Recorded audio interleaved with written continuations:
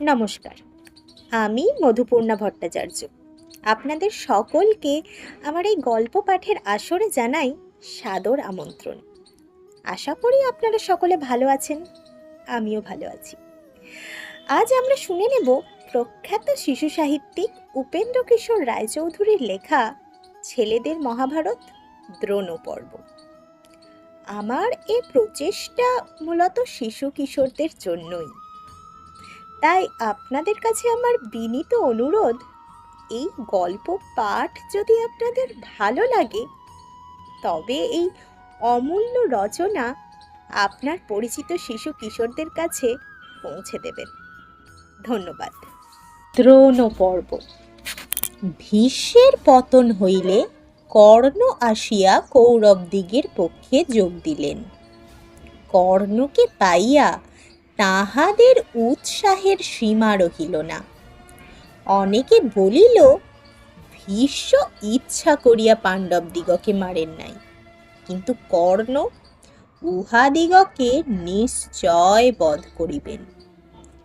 দুর্যোধন বলিলেন, কর্ণ, একজন সেনাপতি স্থির করো।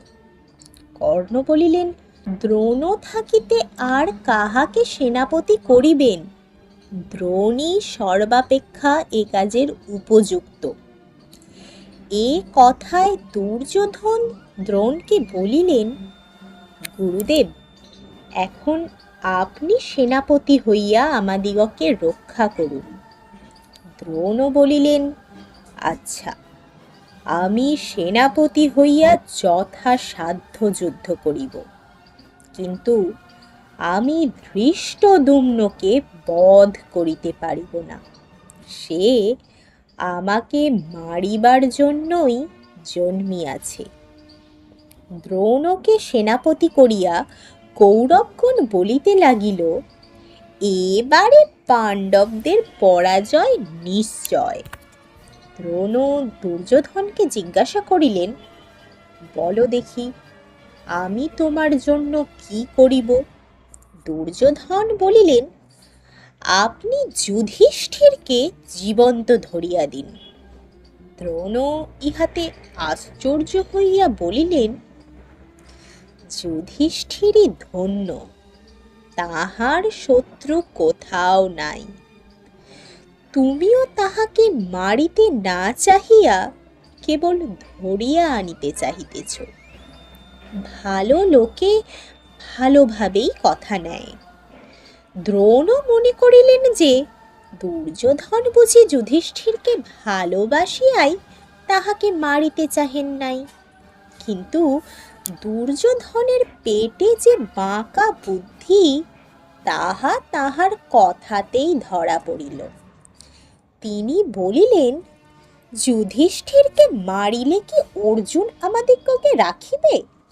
তাহার চেয়ে তাহাকে জীবন্ত ধরিয়া আনিতে পারিলে আবার পাশা খেলিয়া বনে পাঠাইতে পারিব। এ কথায় দ্রোণ বলিলেন, অর্জুন থাকিতে যুধিষ্ঠিরকে ধরিয়া আনার শক্তি দেবতাদেরও নাই। অর্জুনকে যদি সরাইতে পারো তবে যুধিষ্ঠিরকে নিশ্চয় আজ ধরিয়া আনিব। চরের মুখে এই সংবাদ পাইয়া যুধিষ্ঠির অর্জুনকে বলিলেন, তুমি আজ আমার নিকট থাকিয়া যুদ্ধ করো, আমাকে ছাড়িয়া যাইও না।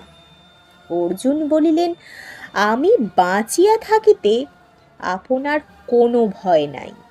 দেবতার সাহায্য পাইলেও কৌরবেরা আপনাকে ধরিয়া নিতে পারিবে না। তারপর আবার যুদ্ধ আরম্ভ হইল এবং প্রথম হইতেই দ্রোণের তেজে পাণ্ডবেরা নিতান্ত অস্থির হইয়া উঠিলেন।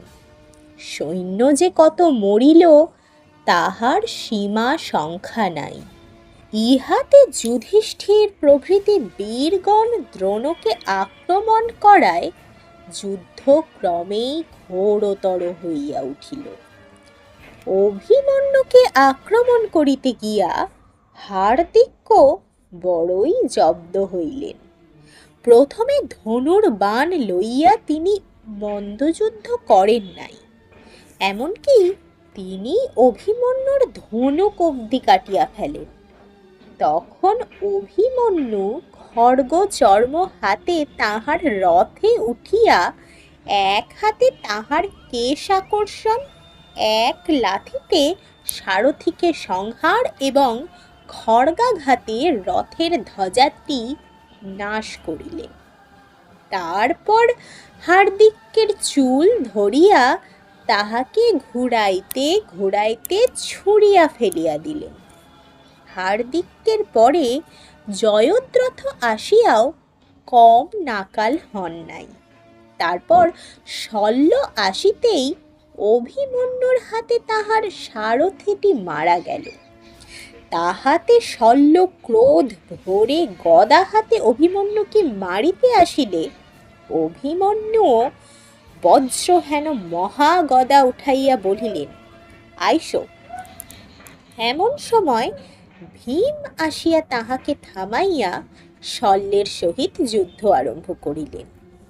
সে অতি আশ্চর্য যুদ্ধ হইয়াছিল। গদায় গদায় ঠোকাঠুকিতে এমনই আগুনের ফিনকি ছুটিয়াছিল যে কামারের দোকানেও তেমন হয় না। শেষে দুজনের গদার বাড়িতে দুজনেই ঠিকরাইয়া পড়িলেন। ভীম তখনই আবার উঠিয়া দাঁড়াইলেন, কিন্তু শল্যের জ্ঞান না থাকায় তাহার আর উঠা হইল না। তারপর ভীম, কর্ণ, দ্রোণ, অশ্বত্থামা, ধৃষ্টদ্যুম্ন, সাত্যকী প্রভৃতির ঘোর যুদ্ধ চলিল। এই সময়ে কৌরব সেনাগণ ক্ষত বিক্ষত শরীরে পলায়ন করিতেছিল। দ্রোণ তাহাদিগকে ডাকিয়া বলিলেন, ভয় নাই বলিয়াই তিনি যুধিষ্ঠিরকে আক্রমণ করিতে চলিলেন। সে সময়ে শিখণ্ডী, উত্তমৌজা, নকুল, সহদেব প্রভৃতির কেহই তাহার সম্মুখে দাঁড়াইতে পারিলেন না। ইহাদিগকে পরাজয় করিয়া তিনি যুধিষ্ঠিরকে আক্রমণ করিবা মাত্র বিরাট, দ্রুপদ, কৈকেয়গণ, সাত্যকী, শিবী, ব্যাঘ্রদত্ত, সিংহসেন প্রভৃতি ছুটিয়া আসিয়া তাহার পথ আটকাইলেন। কিন্তু তাহাদের বাণে দ্রোণের কি হইবে? তিনি দেখিতে দেখিতে ব্যাঘ্রদত্ত আর সিংহসেনের মাথা কাটিয়া একেবারে যুধিষ্ঠিরের রথের কাছে গিয়া উপস্থিত হইলেন। পাণ্ডব সৈন্যেরা তখন মহারাজকে মারিল বলিয়া চেঁচাইতে লাগিল, আর কৌরব সৈন্যেরা এই ধরিয়া আনিল বলিয়া আকাশ ফাটাইল।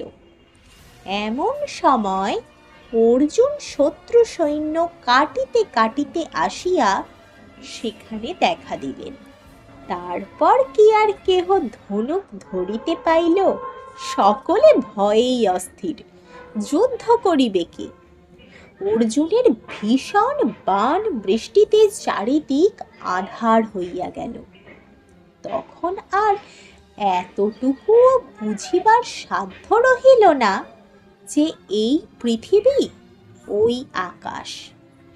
আর তখন সন্ধ্যাও হইতেছিল, কাজেই দ্রোণ তখনই যুদ্ধ থামাইয়া দিলেন। সেদিন আর তাহার যুধিষ্ঠিরকে ধরা হইল না। দ্রোণের পক্ষে ইহা লজ্জার কথা বটে, কিন্তু অর্জুন থাকিতে এ লজ্জা দূর হওয়াও দুর্ঘট। সুতরাং যুক্তি হইল যে পরদিন কৌশলে অর্জুনকে যুধিষ্ঠিরের নিকট হইতে সরাইয়া আর একবার চেষ্টা করিতে হইবে।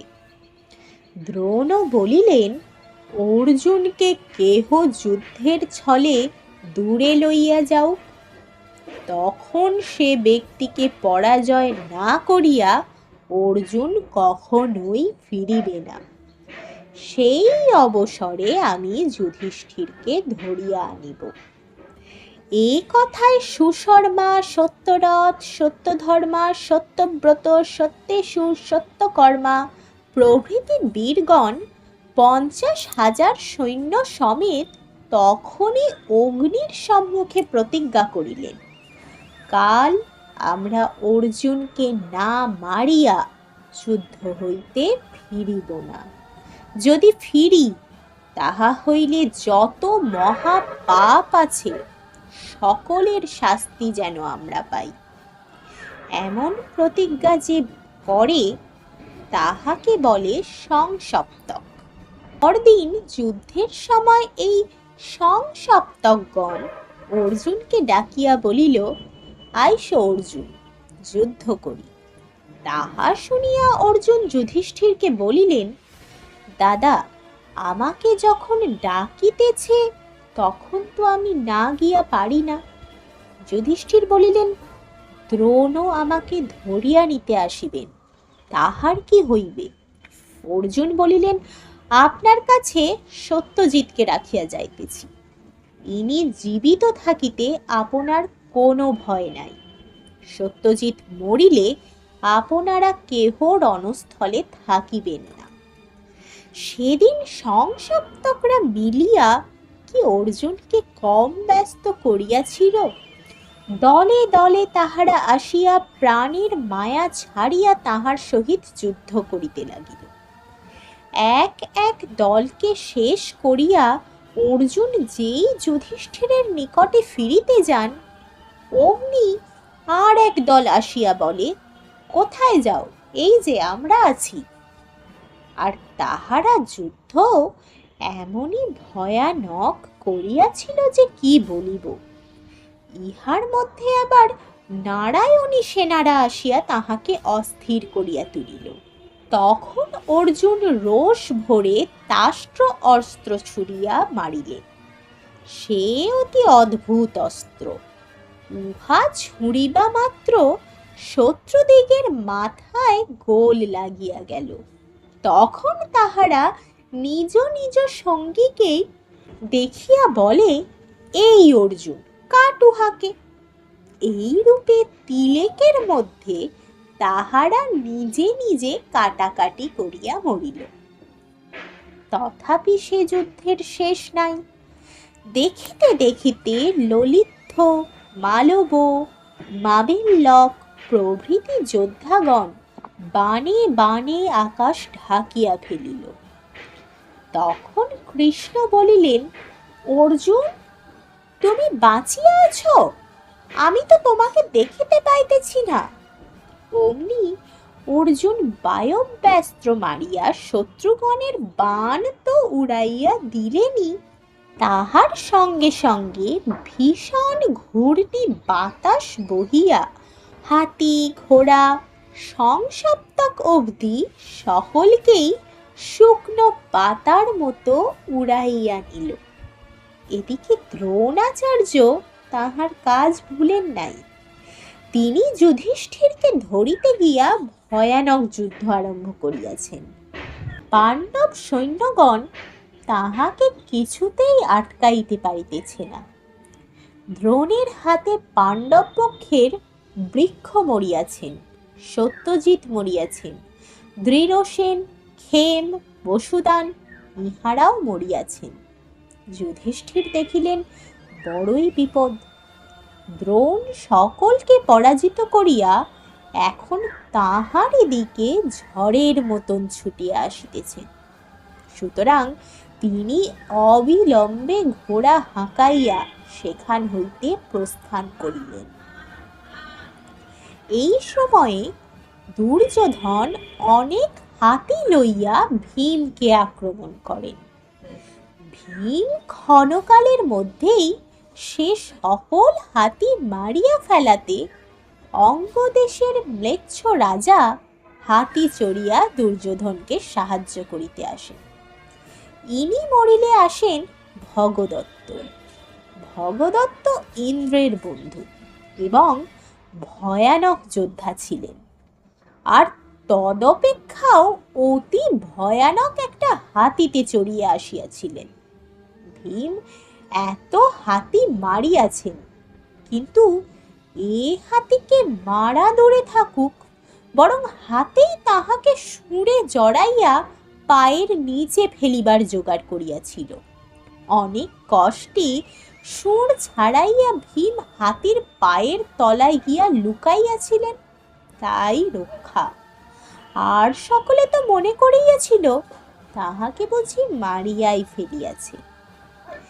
এদিকে ভীমকে বাঁচাইবার জন্য যুধিষ্ঠির, ধৃষ্টদ্যুম্ন প্রভৃতি আসিয়া উপস্থিত হইলেন।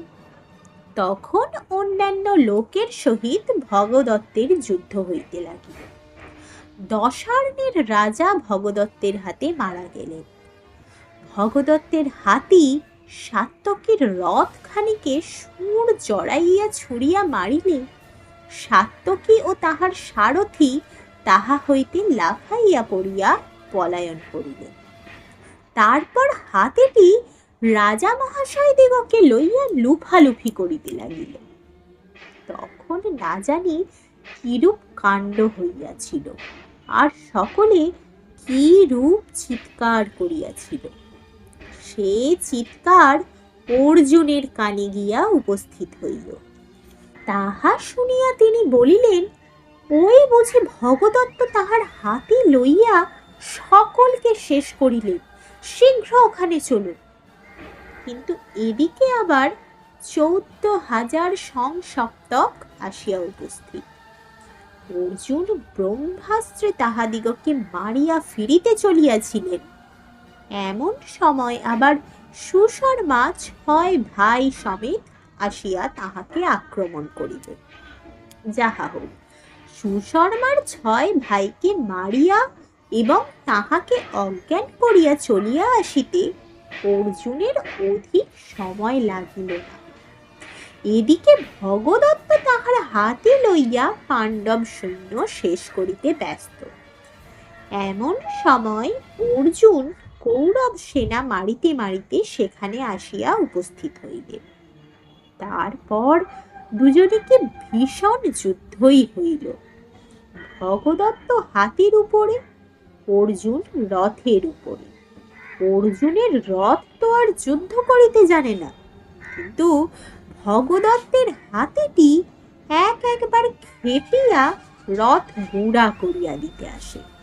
কৃষ্ণ তখন অনেক কৌশলে পাশ কাটাইয়া তাহাকে এড়ায়। এমন সময় অর্জুন ভগদত্তের ধনুক ও তুন কাটিয়া তাহার গায়ে 70টি বাণ বিঁধাইয়া দিলেন। তখন ভগদত্ত রাগে অস্থির হইয়া বৈষ্ণব অঙ্কুশ নামক অস্ত্র অর্জুনের বুকের দিকে ছুঁড়িয়া মারিলেন। ইহা অতি ভয়ানক অস্ত্র। বিষ্ণু ইহা নরকাসুরকে দেন, নরকাসুর ভগদত্তকে দেয়। এ অস্ত্রে ঘা খাইলে ইন্দ্রেরও প্রাণ বাহির হইয়া যায়। একমাত্র বিষ্ণু ইহা সহ্য করিতে পারেন।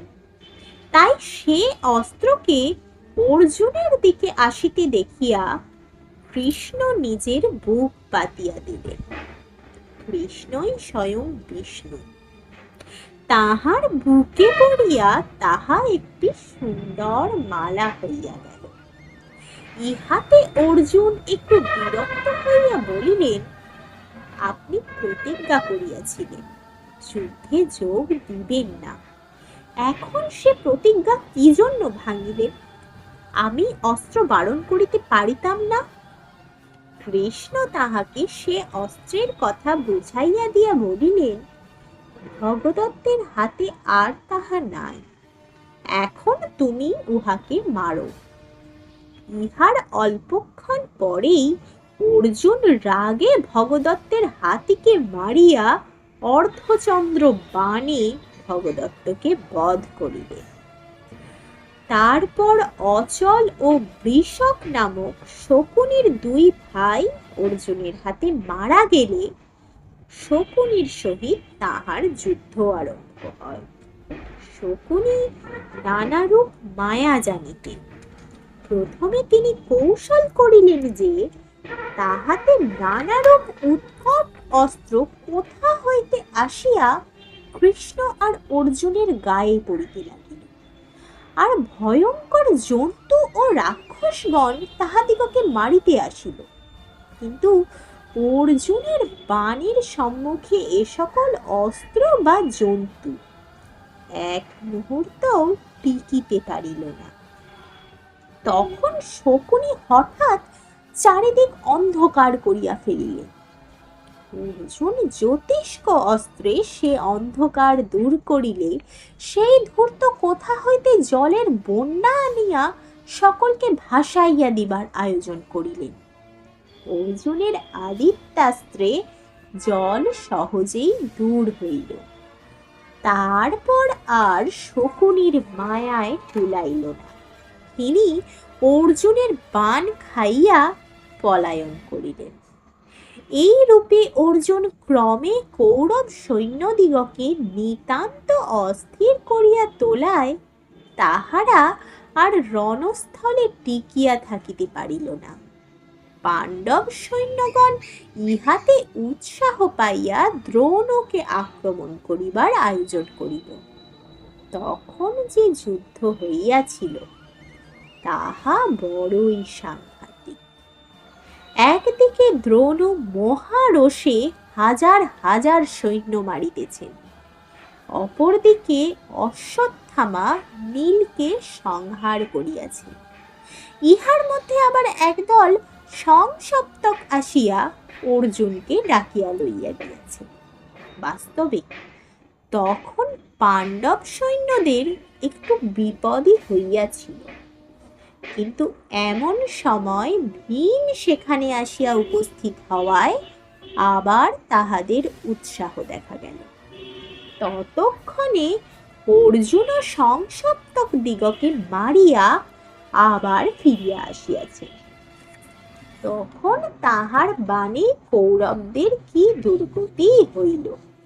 তাহারা চেঁচায় আর শুধু বলে, কর্ণ কর্ণ। সে ডাক শুনিয়া কর্ণ তখনই 3টি ভাই সমেত আসিয়া উপস্থিত হইল। ভাই 3টি তো আসিয়াই অর্জুনের হাতে মারা গেল। নিজে কর্ণ বুকে সাত্যকীর বাণ খাইয়া কম শিক্ষা পাইলেন না। দ্রোণ, দুর্যোধন আর জয়দ্রথ ছুটিয়া আসিয়া তাহাকে না ছাড়াইলে বিপদ হইত।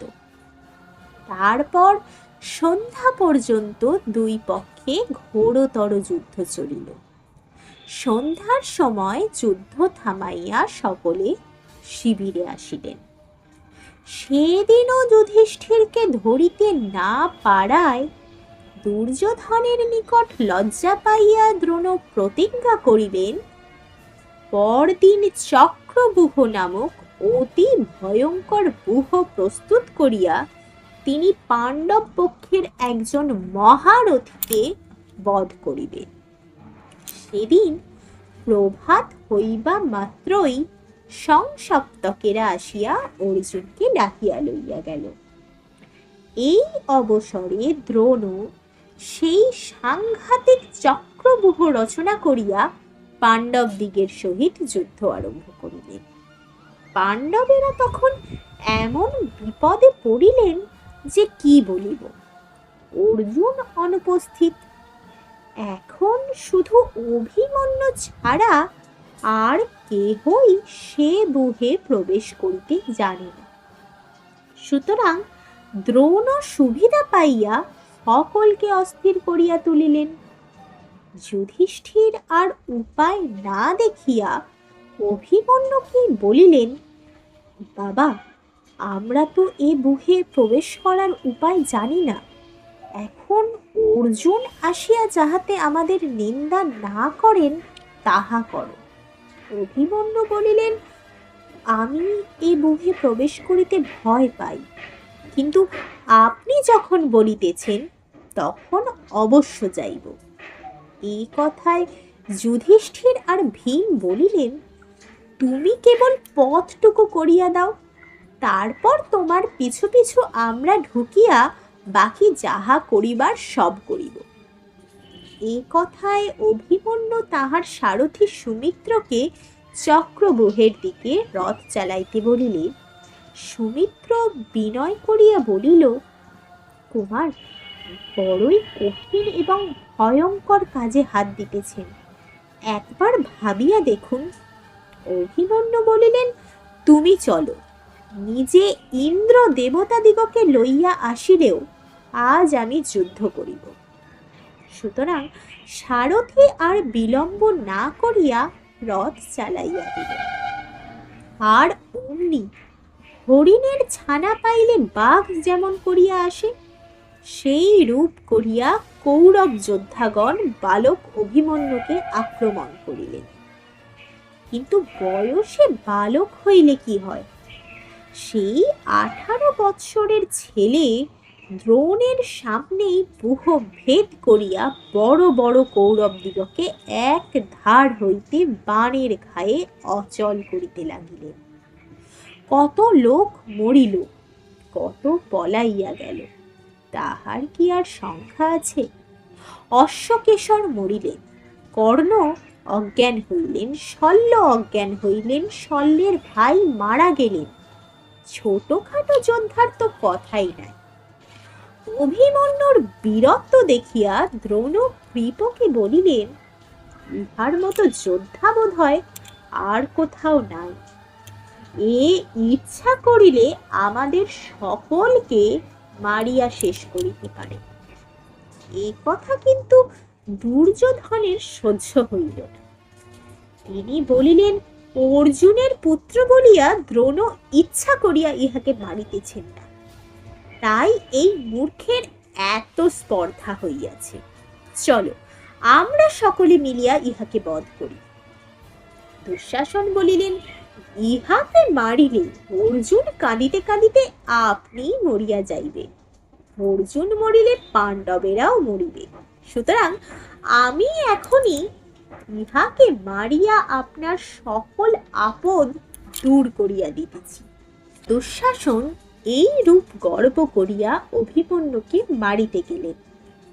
আর তাহার খানিকক্ষণ পরেই দেখা গেল যে তিনি চিত হইয়া রথে পড়িয়া খাবি খাইতেছেন, আর সারথি সেই রথ হাঁকাইয়া বায়ু বেগে পলায়ন করিতেছে। কর্ণ দুবার আসিয়া দুবারই নাকালের এক শেষ হইলেন। তাহার এক ভাই তো মরিয়াই গেল, কিন্তু হায়, যাহারা এত উৎসাহ দিয়া অভিমন্যুকে বুহের ভিতরে পাঠাইয়াছিলেন, তাহাদের কেহই তাহার সঙ্গে বুহে প্রবেশ করিতে পারিলেন না। একা জয়দ্রথ যুদ্ধ করিয়া তাহাদের সকলকে ফিরাইয়া দিতে লাগিল।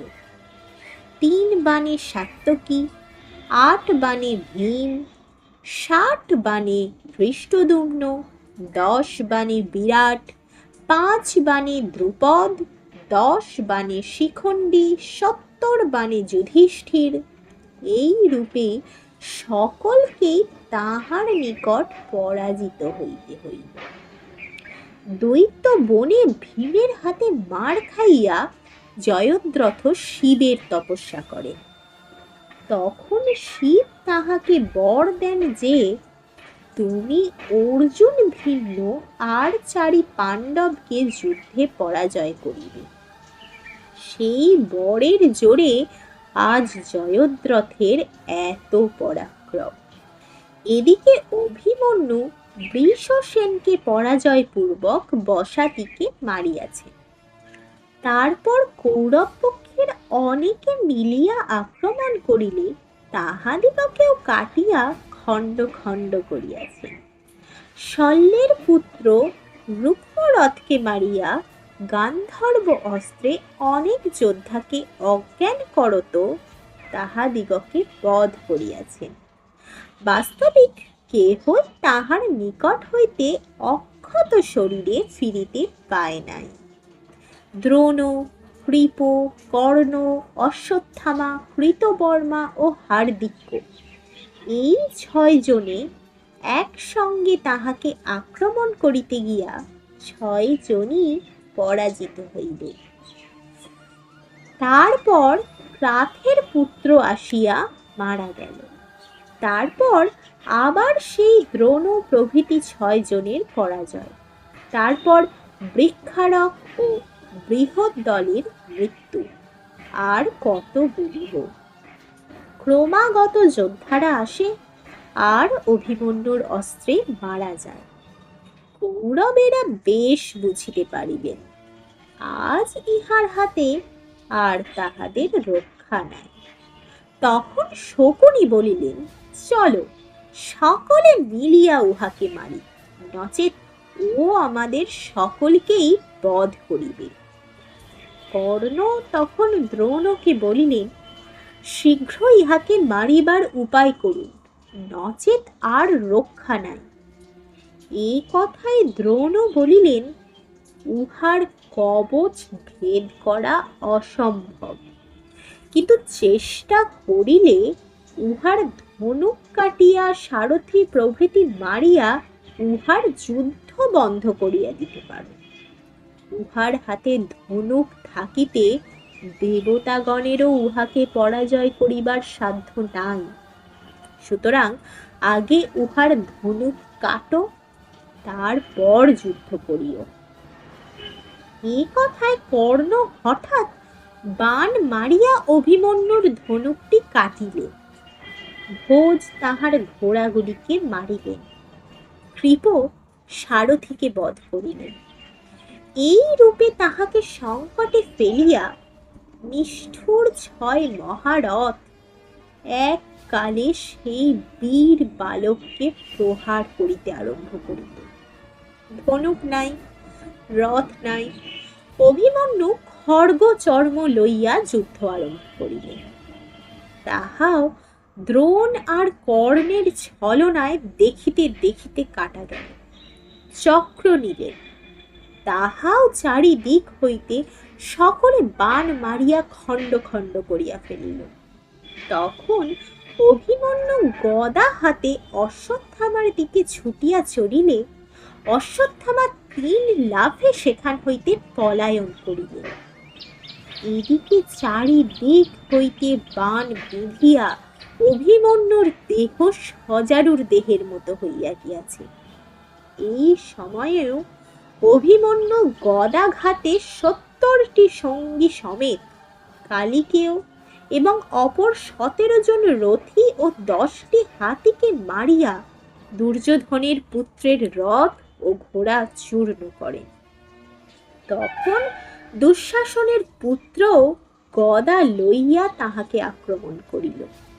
দুইজনেই দুইজনের গদার বাড়িতে ঠিকরাইয়া পড়ে।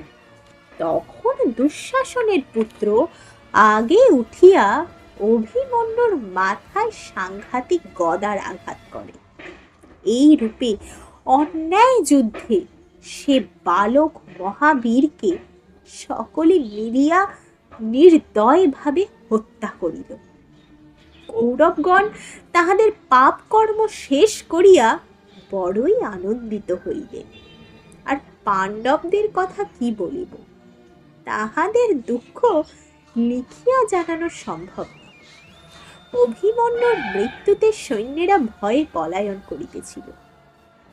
যুধিষ্ঠির অনেক কষ্টে তাহাদিগকে ডাকিয়া ফিরাইলেন।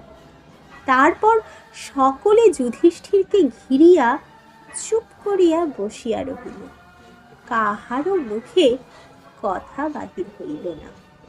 এদিকে অর্জুন সংসপ্তক দিগকে মারিয়া ফিরিবার সময় কৃষ্ণকে বলিলেন, আজ কেন আমার মন এত অস্থির হইতেছে?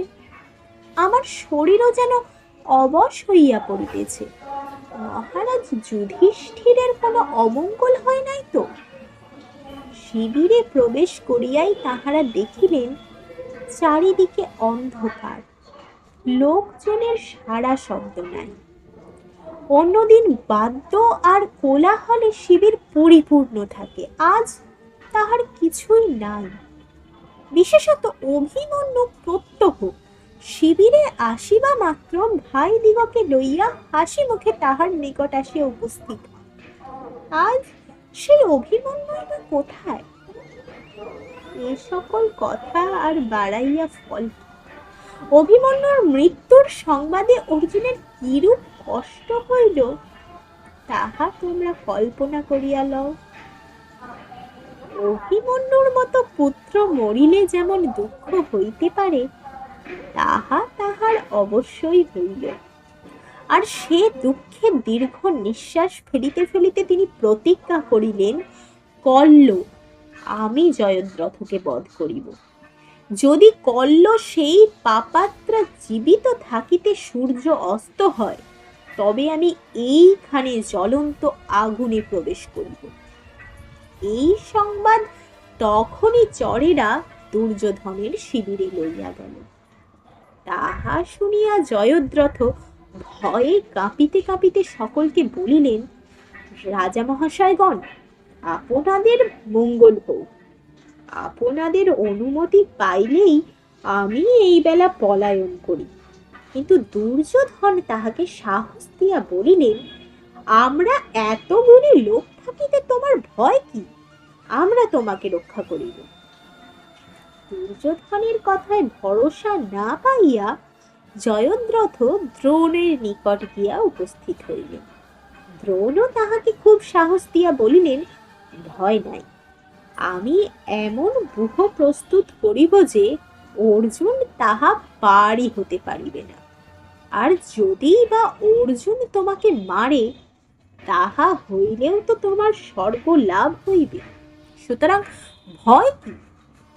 এ সকল কথা আবার পাণ্ডব দিগের চরেরা তাহাদের কাছে গিয়া বলিলে কৃষ্ণ অর্জুনের জন্য বড়ই চিন্তিত হইবে। পরদিন দ্রোণ যে ব্যূহ প্রস্তুত করিলেন তাহা বড়ই অদ্ভুত। এই ব্যূহ 24 ক্রোশ লম্বা আর পিছনের দিকে 10 ক্রোশ চওড়া। ইহার সম্মুখ ভাগ শকটের ন্যায়, পশ্চাৎ ভাগ চক্র বা পদ্মের ন্যায়। ইহার ভিতরে আবার লুকাইয়া সূচি নামক একটি ব্যূহ হইল। কৃতবর্মা, কম্বোজ, জলসন্ধ, দুর্যোধন প্রভৃতি বীরেরা জয়দ্রথকে তাহাদের পশ্চাতে রাখিয়া এই সূচি ব্যূহে লুকাইয়া রহিলেন। নিজে দ্রোণ বড় ব্যূহের মুখে এবং ভোজ তাহার পশ্চাতে থাকিয়া সকলকে রক্ষা করিতে লাগিলেন। সেদিন অর্জুন কি ভীষণ রণে পড়িলেন। কৌরব সৈন্যের মধ্যে হাহাকার পড়িয়া গেল। তাহারা পালাইবে কি? যেদিকে চাহে সেই দিকেই দেখে অর্জুন। দুঃশাসন অনেক হাতি লইয়া অর্জুনকে আটকাইতে আসিলেন, কিন্তু মুহূর্তের মধ্যে সে সকল হাতি অর্জুনের বাণে খণ্ড খণ্ড হইয়া গেল। তাহার এক একটা বাণে 2-3টা করিয়া মানুষ কাটা যাইতে লাগিল। এমন সময় দুর্যোধনের তাড়ায় দ্রোণ অর্জুনকে আক্রমণ করিলেন। কিন্তু কিছুকাল দুইজনে এমন যুদ্ধ চলিল যে তাহার আর তুলনা নাই। কিন্তু অর্জুনের আজ অন্য কাজ রহিয়াছে। দ্রোণের কাছে এত সময় নষ্ট করিলে তাহার চলিবে কেন? কাজেই তিনি হঠাৎ তাহার পাশ দিয়া রথ চালাইয়া দিলেন। তাহাতে দ্রোণ বলিলেন, সে কি অর্জুন, তুমি না শত্রুকে জয় না করিয়া ছাড়ো না? অর্জুন বলিলেন, আপনি তো আমার শত্রু নহেন, আপনি আমার গুরু। আমি আপনার পুত্রের সমান শিষ্য, আর আপনাকে কে যুদ্ধে হারাইতে পারে? কিন্তু বুড়া কি সহজে ছাড়িবার লোক? তিনি অর্জুনের পশ্চাতে তাড়া করিলেন। কাজেই অল্প স্বল্প করিয়া তাহাকে বারণ করা আবশ্যক হইল। এরপর ভোজকে পার করিতে হইবে। কিন্তু কৃতবর্মা ইহার মধ্যে পথ আটকাইয়া বসিয়াছেন। যাহা হোক, ইহাকে অজ্ঞান করিতে অর্জুনের অধিক সময় লাগিল না। কৃতবর্মা অজ্ঞান হইলে আসিলেন শ্রুতায়ুধ। ইহার বরুণ দত্ত একটা ভয়ঙ্কর গদা আছে। সে গদা কেহই ফিরাইতে পারে না, কিন্তু উহার একটি দোষ আছে যে যুদ্ধে লিপ্ত নহে এমন লোককে মারিলে উহা উল্টিয়া তাহার প্রভুরই মাথায় পড়ে। শ্রুতায়ুধ অর্জুনকে মারিতে গিয়া সেই গদা কৃষ্ণের উপর ঝাড়িয়া বসিয়াছে। কাজেই বুঝিতেই পারো অর্জুনের আর শ্রুতায়ুধকে মারিবার জন্য পরিশ্রম করতে হইল না। শ্রুতায়ুধের পর সুদক্ষিণ, তারপর শ্রুতায়ু ও অচ্যুত, তারপর উহাদিগের পুত্র নিয়তায়ু, দীর্ঘায়ু, তারপর আর একজন শ্রুতায়ু। এই রূপ করিয়া কত যোদ্ধা মরিল। দুর্যোধন তো দ্রোণের উপর চটিয়াই অস্থির। তিনি বলিলেন, আপনি আমাদের খান, আবার আমাদেরই অনিষ্ট করেন। আপনি যে মধু মাখানো খুরের মতো তাহা আমি জানিতাম না। যাহা হোক, শীঘ্র জয়দ্রথকে বাঁচাইবার উপায় করুন। দ্রোণ বলিলেন, আমি কি করিব? আমি বুড়া হইয়া এখন আর ছুটাছুটি করিতে পারি না। অর্জুন একটু ফাঁক পাইলেই রথ হাঁকাইয়া চলিয়া যায়। কৃষ্ণ এমনই তাড়াতাড়ি রথ চালান যে অর্জুনের বাণ তাহার এক ক্রোশ পিছনে পড়ে। বজ্র হাতে ইন্দ্র আসিলেও আমি তাহাকে পরাজয় করিতে পারি, কিন্তু অর্জুনকে পরাজয় করিতে কিছুতেই পারিব না। তুমি না হয় অনেক লোক লইয়া একবার তাহার সহিত যুদ্ধ করিয়া দেখো না। আমি তোমার গায়ে আশ্চর্য কবচ বাঁধিয়া দিতেছি, ইহাকে কোনো অস্ত্রই ভেদ করিতে পারিবে না। এই বলিয়া দ্রোণাচার্য জল ছুঁইয়া মন্ত্র পড়িতে পড়িতে দুর্যোধনের গায়ে সেই অদ্ভুত উজ্জ্বল কবচ বাঁধিয়া দিলে দুর্যোধন মহোৎসাহে অর্জুনকে মারিতে চলিলেন। এই সময় ধৃষ্টদ্যুম্ন প্রভৃতি পাণ্ডব পক্ষের যোদ্ধারা অনেক সৈন্য লইয়া দ্রোণকে ভয়ঙ্কর তেজের সহিত আক্রমণ করাতে তাহার সৈন্য সকল 3 দলে ভাগ হইয়া গেল। দ্রোণ অনেক চেষ্টা করিয়াও আর তাহাদিগকে একত্র করিতে পারিলেন না। তখন কি ঘোর যুদ্ধই হইয়াছিল। অশ্বত্থামা, কর্ণ, সৌমদত্তি প্রভৃতি কয়েকজন বড় বড় বীরের হাতে সকল সৈন্যের পশ্চাতে জয়দ্রথকে রাখিয়া আর প্রায় সকলেই যুদ্ধে লাগিয়া গিয়াছিলেন। কত লোক যে মরিয়াছিল তাহার গণনা নাই।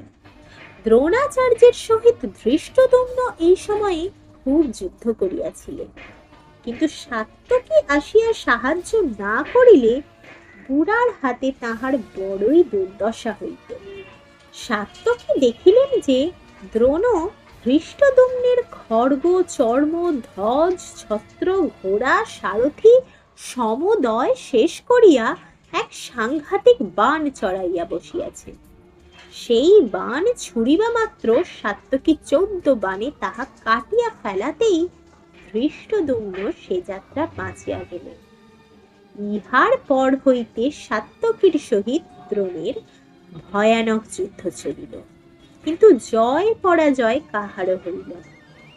শেষে যুধিষ্ঠির, ভীম, নকুল, সহদেব, বিরাট প্রভৃতি আসিয়া সাত্যকীর সহিত যোগ দিলে বহুতর কৌরব যোদ্ধাও আসিয়া দ্রোণের সহায় হইলেন। এদিকে বেলা প্রায় শেষ হইয়া আসিল। অর্জুন এতক্ষণ কি করিতেছেন?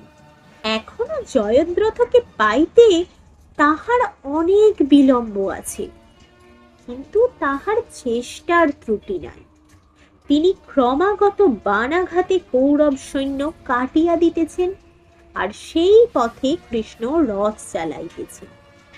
অর্জুনের বাণ তাহার ধনুক হইতে ছুটিয়া শত্রুর বুকে পড়িতে যে সময় লাগে, তাহার মধ্যে রথ যাইতেছে 1 ক্রোশ। সুতরাং ঘোড়াগুলির যে খুবই পরিশ্রম হইবে তাহা আশ্চর্য কি! কৃষ্ণ দেখিলেন যে এগুলিকে একটু বিশ্রাম না করাইলে আর কিছুতেই চলিতেছে না। অর্জুনের কি আশ্চর্য ক্ষমতাই ছিল! তিনি ঘোড়ার বিশ্রামের জন্য রথ হইতে নামিয়া সেই মাঠের মধ্যেই বাণীর দ্বারা একটা ঘর গাঁথিয়া ফেলিলেন।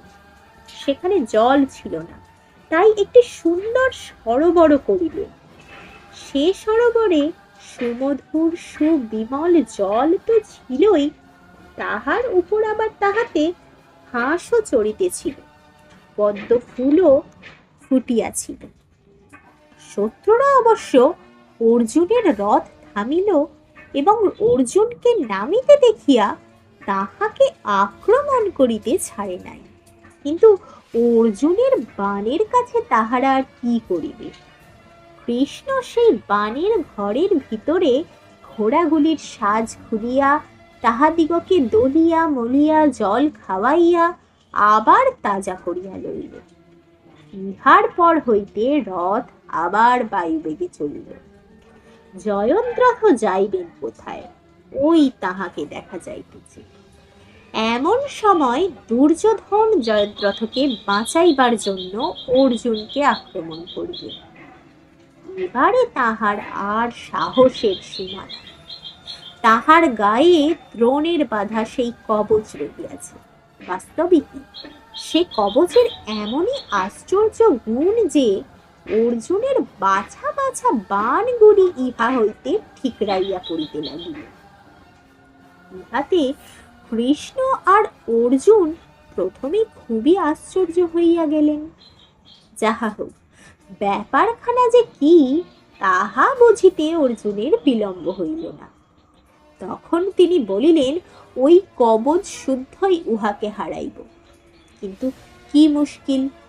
অর্জুন মন্ত্র পড়িয়া সাংঘাতিক অস্ত্র সকল নিক্ষেপ করেন, আর অশ্বত্থামা অন্য দিক হইতে বাণ মারিয়া তাহা মধ্যপথেই কাটিয়া ফেলেন। দুর্যোধনও সেই অবসরে অর্জুন এবং কৃষ্ণকে ক্ষতবিক্ষত করেন। যাহা হোক, ইহার ঔষধ শীঘ্রই পড়িল। দুর্যোধনের সমস্ত শরীর কবচে ঢাকা, কিন্তু হাত দুখানি খালি।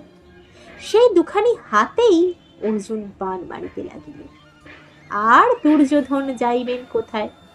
হাতে বাণ লাগাতে তাহার যুদ্ধ করাই অসম্ভব হইয়া উঠিল। সকলে ছুটিয়া আসিয়া তাহাকে রক্ষা না করিলে তখনই মহারাজের প্রাণটিও যাইত।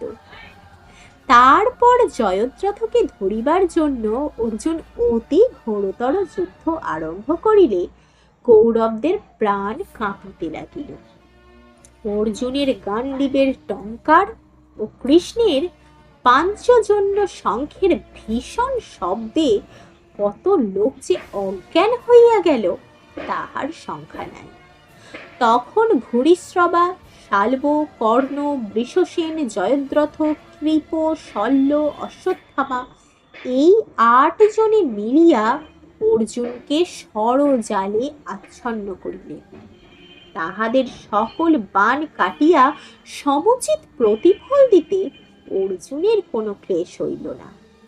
এদিকে দ্রোণের সঙ্গে যুধিষ্ঠিরের বিষম যুদ্ধ চলিতেছিল। অনেকক্ষণ পর্যন্ত কাহারও জয় পরাজয় বোঝা গেল না। বাণ, শক্তি, গদা দুজনে কতই ছুড়িলেন, দুজনেরই সমান তেজ। কিন্তু ইহার পরেই দ্রোণ ও যুধিষ্ঠিরের ঘোড়া কাটিয়া আর ধনুক কাটিয়া 3টি ভয়ঙ্কর বাণ মারিলে তাহার এমনই বিপদ হইল যে তখন রথ ছাড়িয়া অস্ত্র ফেলিয়া হাত তুলিয়া দাঁড়ানো ভিন্ন আর উপায় নাই। দ্রোণও দেখিলেন যে এই তাহার সুযোগ। অমনি তিনি সিংহের ন্যায় যুধিষ্ঠিরকে ধরিতে ছুটিলেন। হায় হায়, মহারাজ ধরা পড়িলেন বলিয়া চারিদিকে চিৎকার উঠিল। ভাগ্যে সহদেবের রথ কাছে পাইয়া যুধিষ্ঠির তাহাতে উঠিতে পারিলেন, আর সহদেবের ঘোড়াগুলি দ্রোণের ঘোড়ার চেয়ে অনেক ভালো ছিল, নহিলে সেদিন সর্বনাশী হইত। এদিকে রাক্ষস অলম্বুস খানিক পাণ্ডবদিগকে খুবই জ্বালাতন করিয়া ভীমের তাড়ায় পলায়ন করে। তারপর সে অন্যত্র গিয়া আবার দৌরাত্ম্য আরম্ভ করাতে ঘটোৎকচের হাতে আছাড় খাইয়া চূর্ণ হয়। তারপর অনেকক্ষণ দ্রোণের সহিত পাণ্ডবদিগের তুমুল সংগ্রাম চলে। এমন সময় দূর হইতে কৃষ্ণের পাঞ্চজন্য শঙ্খের শব্দ শোনা যাইতে লাগিল। গান্ডীবের শব্দ এত দূর পৌঁছায় নাই, কাজেই তাহা কেহ শুনিতে পাইল না। এদিকে কৌরবেরাও সিংহনাদ করিতেছে, কাজেই যুধিষ্ঠির ভাবিলেন বুঝি অর্জুনের কোনো বিপদ ঘটিল। তাই তিনি সাত্যকীকে ডাকিয়া কহিলেন, তুমি শীঘ্র অর্জুনের কাছে যাও। সাত্যকী বলিলেন, অর্জুন আমাকে আজ আপনার পাশ ছাড়িতে নিষেধ করিয়াছেন, আমি কি করিয়া যাই? আপনি অর্জুনের জন্য চিন্তা করিবেন না, আপনাকে রক্ষা করাই আমাদের কাজ। কিন্তু যুধিষ্ঠিরকে অর্জুনের জন্য বড়ই ব্যস্ত দেখিয়া শেষে সাত্যকীকে যাইতে হইল। যুধিষ্ঠির ভীমকেও তাহার সঙ্গে পাঠাইতেছিলেন, কিন্তু সাত্যকী তাহাকে বলিলেন, আমার মতে যুধিষ্ঠিরকে রক্ষা করাই তোমার কর্তব্য। কাজেই ভীম রহিয়া গেলেন। সাত্যকী কৌরবদিগের সহিত ক্রমাগত যুদ্ধ করিয়া অগ্রসর হইতেছেন। এমন সময় দ্রোণ আসিয়া তাহাকে আটকাইলেন। দ্রোণ বলিলেন, অর্জুন আজ আমার সহিত যুদ্ধ করিতে করিতে কাপুরুষের মতো পাশ কাটিয়া পলায়ন করিল। তুমি যুদ্ধ না করিলে আজ তোমাকে বধ করিব। বুদ্ধিমান সাত্যকী অমনি বলিলেন, গুরু যাহা করেন শিষ্যও তাহাই করে, আমি অর্জুনের কাছে চলিলাম। সেদিন সাত্যকীর বিক্রম কৌরবেরা ভালো করিয়াই জানিতে পারিল। দ্রোণের নিকট হইতে ভোজের নিকট, ভোজের সারথিটিকে কাটিয়া কৃতবর্মাকে ঠ্যাঙাইয়া জলসন্ধ ও মহামাত্রকে মারিয়া আবার দক্ষিণের দিকে, এইভাবে সাত্যকী চলিয়াছেন। এমন সময় আবার দ্রোণ আসিয়া তাহার সম্মুখে উপস্থিত।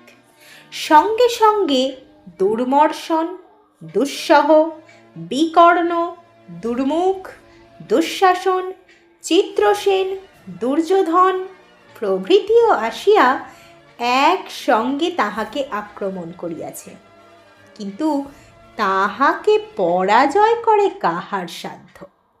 দুর্যোধন পলায়ন করিলেন, কৃতবর্মা অজ্ঞান হইলেন। তারপর যুদ্ধ চলিল কেবল দ্রোণ আর সাত্যকীতে। ভয়ঙ্কর যুদ্ধের পর দ্রোণকে হার মানিতে হইল।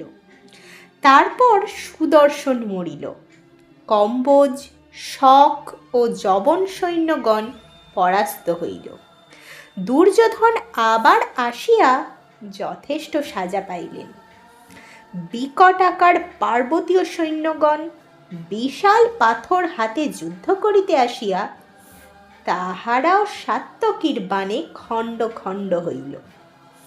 তখন কৌরবেরা কে কোথায় পলায়ন করিবেন তাহাই ভাবিয়া অস্থির।